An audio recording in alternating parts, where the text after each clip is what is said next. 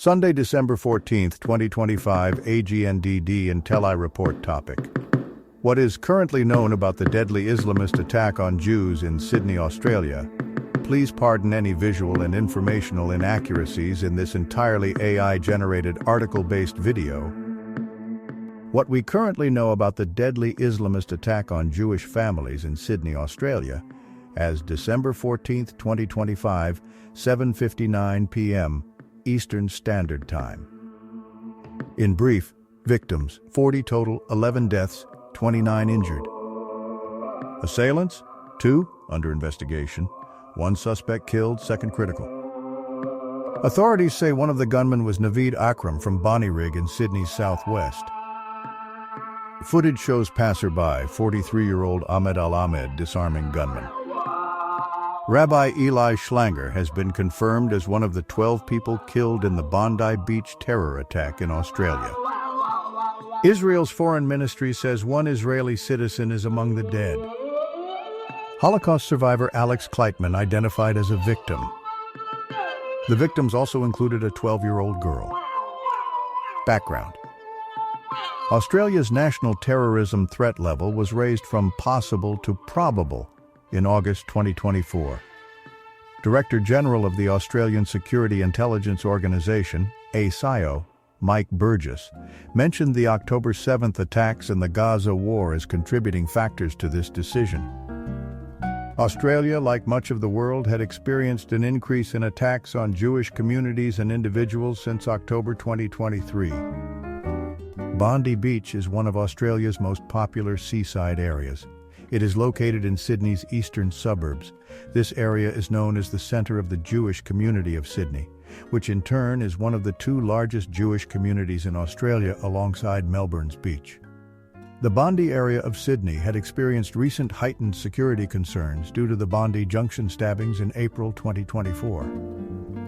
The shooting occurred shortly after Australia accused the government of Iran of orchestrating attacks in its territory, including the 2024 Melbourne synagogue attack, and expelled the Iranian ambassador. The incident took place during the first night of Hanukkah, when an annual Chabad community event, Chanukah by the Sea, was scheduled nearby. The attack. Initial videos of the incident showed 2 men dressed in black firing upon crowds, reportedly with pump-action shotguns and a bolt-action rifle fitted with a red dot sight. Emergency services were first called to the scene at 1847 AEDT UTC +11. New South Wales Police released a statement at 1857 confirming an incident was being responded to and urging the public to avoid the area. The BBC later verified a nearly continuous 11-minute video, filmed from approximately 50 m away, which begins shortly after the incident to the first police officer stepping on the pedestrian bridge and the wounded at Hanukkah on the beach being tended to. One of the shooters, while aiming down his sights and firing, was disarmed by a 43-year-old male bystander, later identified as local fruit shop owner Ahmed Al-Ahmed. He tackled the shooter from behind and managed to seize the weapon from him, and then aimed it back at the shooter. Al-Ahmed was shot twice during the struggle. The shooter retreated to a bridge where the other gunman was positioned. A police officer then arrived and opened fire on the gunman from behind. In the hours following the attack, police reported that improvised explosive devices inside a car on Campbell Parade, the main road running parallel to Bondi Beach, had been removed by the New South Wales bomb squad. Assailants. Photographs from the scene showed 2 men dressed in black standing on a bridge.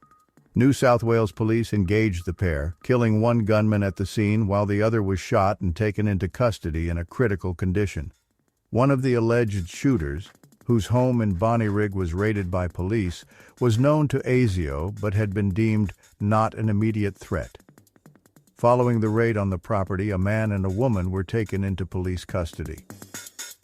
Reactions. International. Argentina. President Javier Milei condemned the attacks as horror and conveyed sympathies for the victims. United States Secretary of State Marco Rubio strongly condemned the attack. Germany's Chancellor Friedrich Merz condemned the attack, describing it as an anti-Semitic assault carried out during Hanukkah. He said he was deeply shocked by the incident, expressed condolences to the victims and their families, and characterized the attack as an assault on shared democratic values. Merz also called for continued efforts to combat anti-Semitism in Germany and internationally. Finland's President Alexander Stubb said, "Tonight's terrorist attack on the Hanukkah celebration at Bondi Beach was shocking and devastating. Our thoughts are with the families and loved ones of the victims as well as the whole Jewish community in Australia. Finland stands with Australia in condemning anti-Semitism, religious hatred, and terrorism in all their forms." Israel's Prime Minister Benjamin Netanyahu condemned the shooting and blamed Albanese's government for pouring fuel on this anti-Semitic fire. Israeli President Isaac Herzog sent his condolences to the Jewish community and urged the Australian government to continue to fight against the enormous wave of anti-Semitism which is plaguing Australian society. Israeli Foreign Minister Gideon Sa'ar stated that he was appalled by the attack. He characterized the violence as consequence of anti-Semitic rampage in the streets of Australia over the past 2 years. Further info, details, reactions, etc. Holocaust survivor Alex Kleitman's wife, Larissa Kleitman, also a Holocaust survivor, confirmed his death to the Australian, saying she heard loud boom sounds before seeing him fall to the ground. "He came on Bondi Beach to celebrate Hanukkah. For us, it was always a very, very good celebration for many, many years," Larissa Kleitman told the outlet. Alex Kleitman survived the Holocaust with his mother and younger brother in Siberia, the Australian reported. He and his wife later immigrated to Australia from Ukraine and had been married for nearly 60 years. Larissa Kleitman said she's looking for answers after the attack. "His body is still there and I am sitting there and don't know what I have to do," she said. Rabbi Eli Schlanger has been confirmed as one of the 12 people killed in the Bondi Beach terror attack in Australia. His first cousin, Rabbi Zalman Lewis, announced his death in a post online. "My dear cousin, Rabbi Eli Schlanger was murdered in today's terrorist attack in Sydney," he wrote. "He leaves behind his wife and young children, as well as my uncle and aunt and siblings." Israeli embassy responds, Israel's embassy says the killings are the result of 2 years of tolerated anti-Semitism and anti-Israel hatred. "We are horrified by today's mass terror attack in Australia," it said in a statement released on Sunday by Deputy Ambassador and Consul Maya Simon.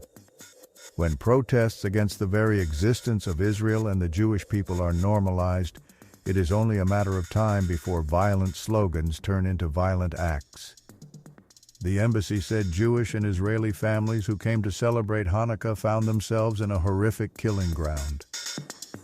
The 43-year-old hero Ahmed Al-Ahmed is a Sydney local who owns a fruit shop in Sutherland.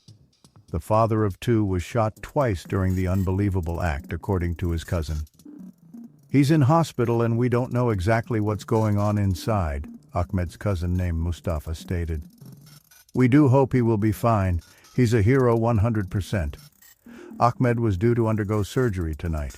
He reportedly did not have any experience with guns but was simply walking past and decided to step in." Sources: The Times of Israel, timesofisrael.com, Radio New Zealand, rnz.co.nz, Wikipedia, wikipedia.org/wiki/2025_Bondi_beach_shooting, Canadian Broadcasting Corporation, cbc.ca. Thank you for watching this AGNDD and Tele report, dear viewers. Please like, subscribe, and click the bell button to get notified during new uploads. And make sure to tune in next time. Stay safe and healthy. Cheers!